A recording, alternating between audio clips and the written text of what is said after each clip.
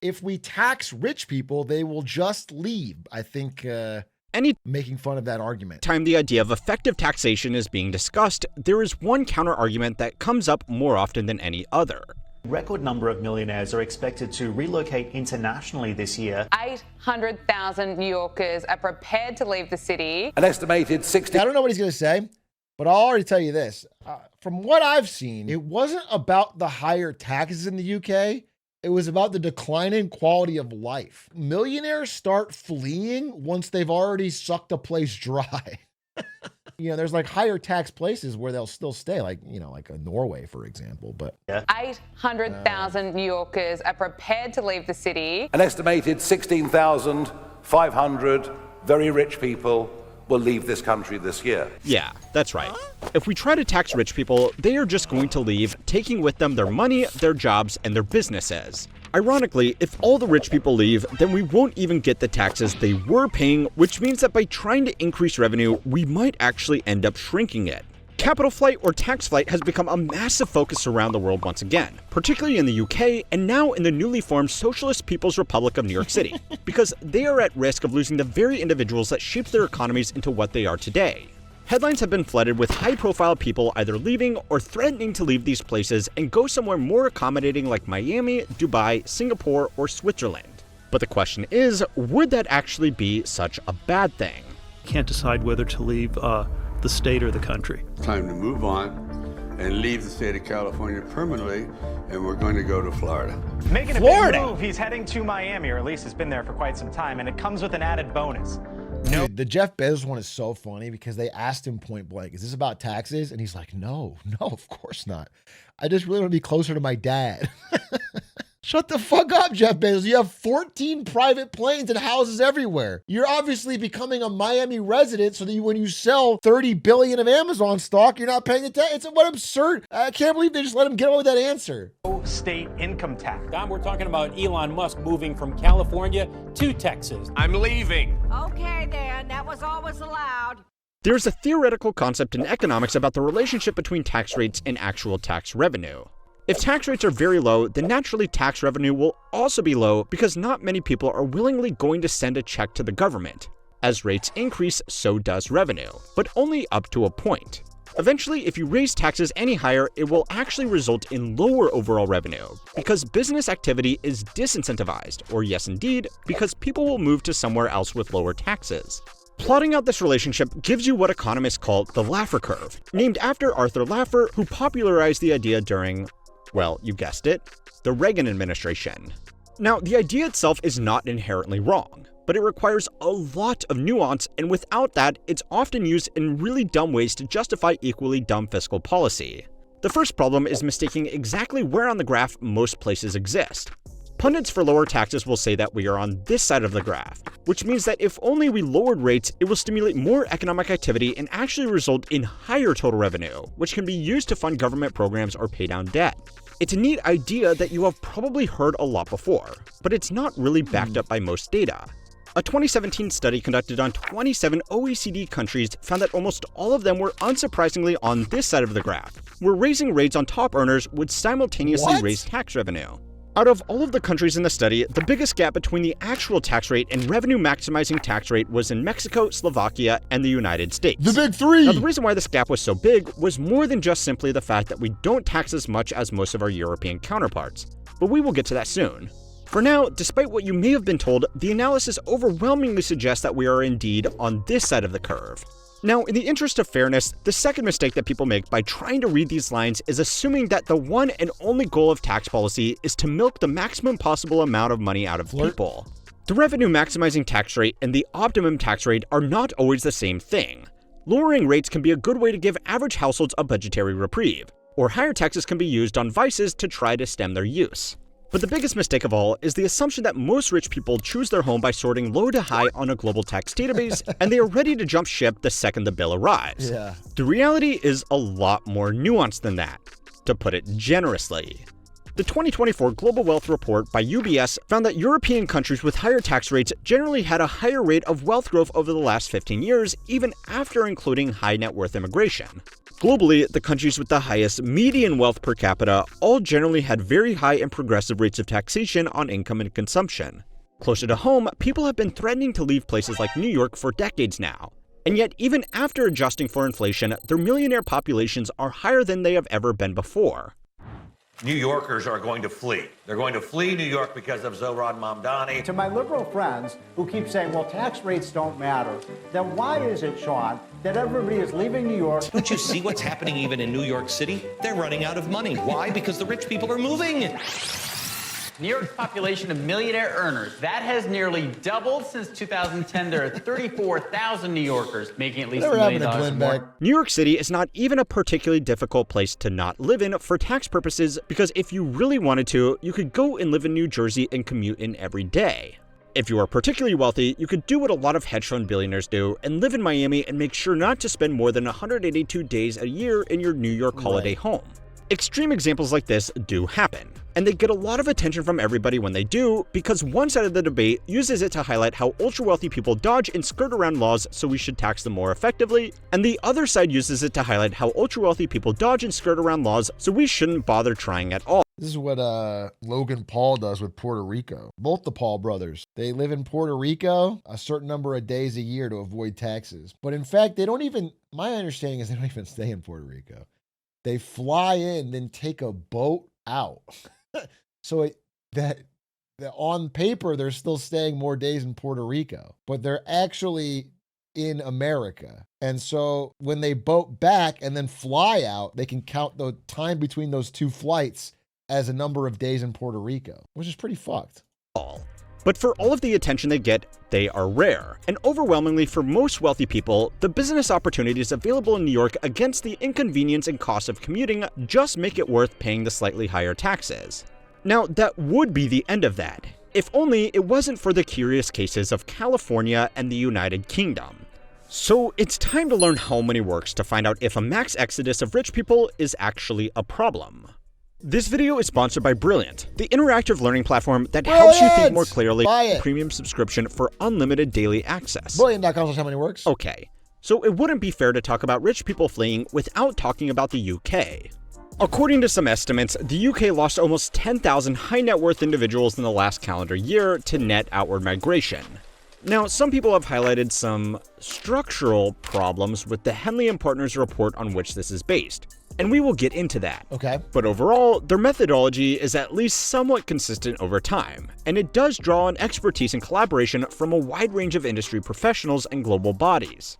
The point is, it shows that the UK was once a magnet for... Again, like I said, it wouldn't surprise me the UK is losing a bunch of millionaires, but I would say it's probably not because of tax policy and probably more because the society is deeply dysfunctional now, and people, they can just go somewhere else. Global wealth, as people were attracted to its accommodating financial center and high-end amenities that catered almost exclusively to the ultra-wealthy.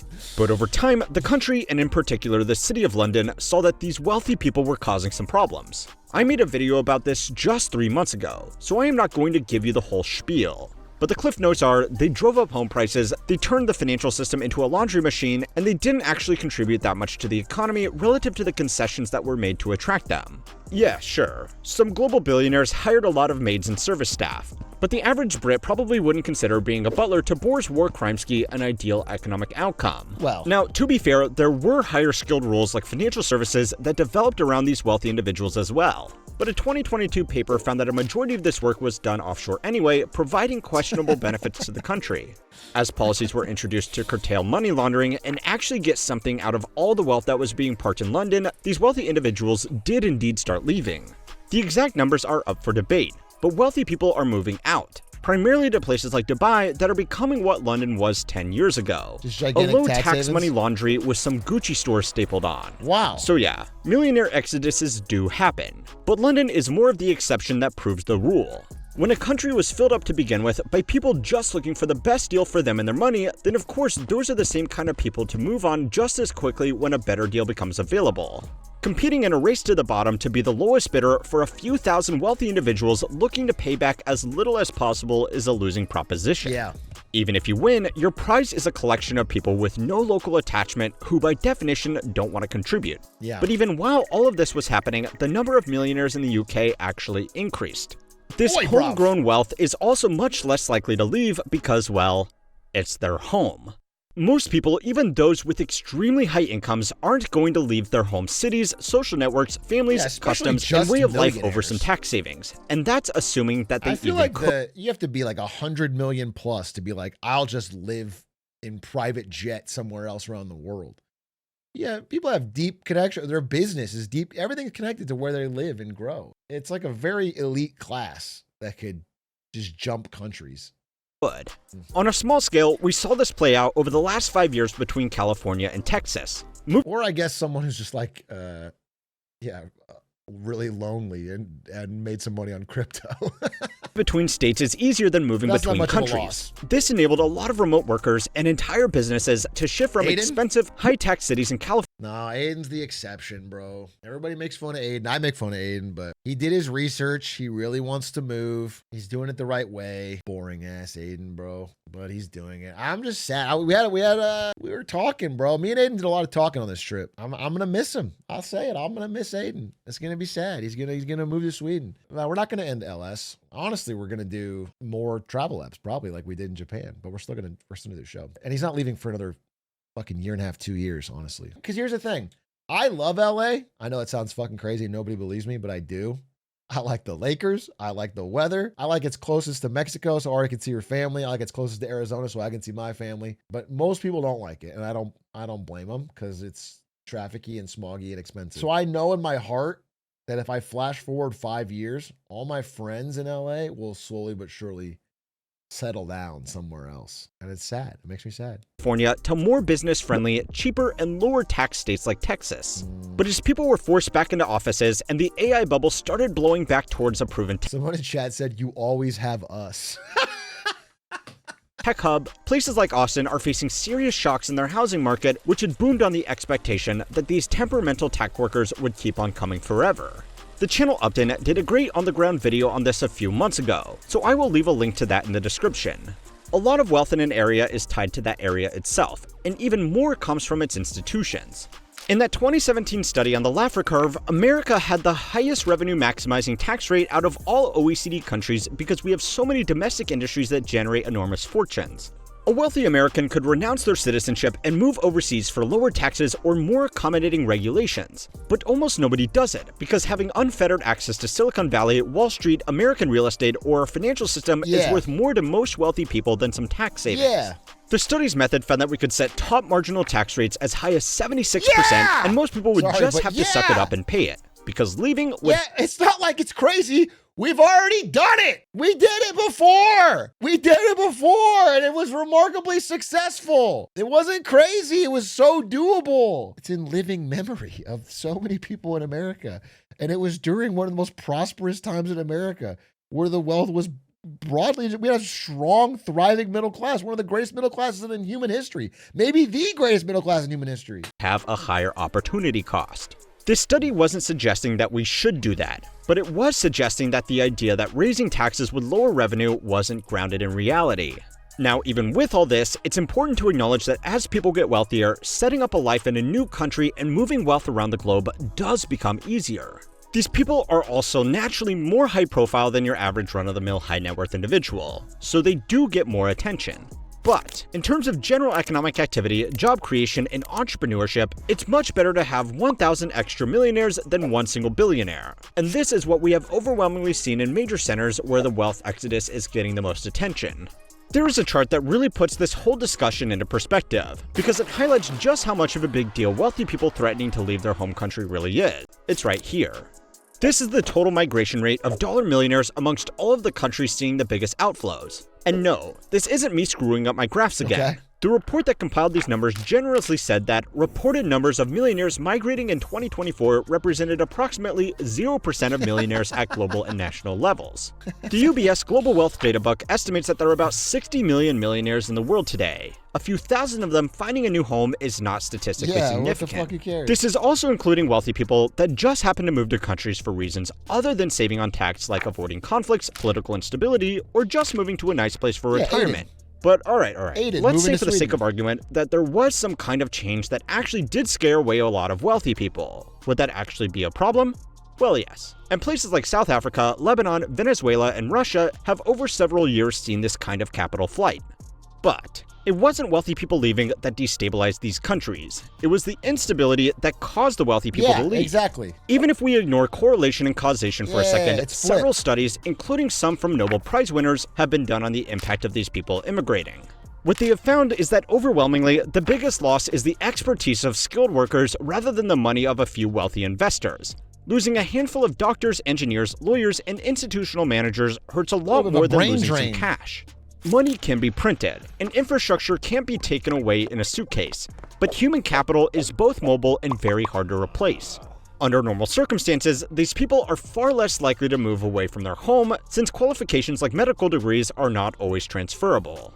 So yes, this could be a problem if your definition of wealthy person includes high-end skilled professionals rather than just exclusively independently wealthy asset owners. Fortunately, the best way to get these people to stick around is to just make sure that institutions are well run and that people feel comfortable in their home. Anyway, go and watch this video next to find out why it seems that everything from wealth to rhetoric. I mean, I like this.